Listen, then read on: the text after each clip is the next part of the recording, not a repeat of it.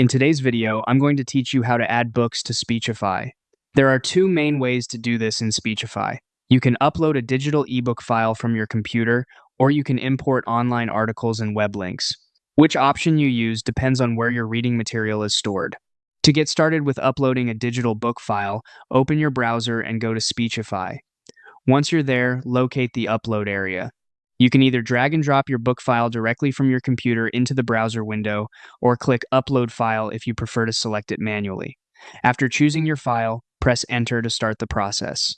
Speechify will then begin importing the content so it can be added to your library and prepared for reading or listening. One important thing to keep in mind is that Speechify cannot directly import books protected by DRM or digital rights management. This usually applies to books from platforms like Kindle or Apple Books, so if your file is protected, it may not upload successfully. If your content is published online instead of saved as a file, you can import it using a web link. This is especially helpful for online book series, web articles, or text documents hosted on a website. Start by copying the web address of the page you want to import. Then open your Speechify app or web dashboard and tap or click the Add button. Choose the option for Paste Web Link, paste the URL into the entry box, and submit it.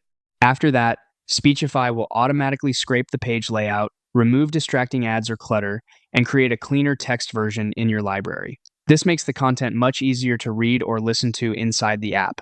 That's all it takes to add books and text content to Speechify, whether you're working with a local file or something published online.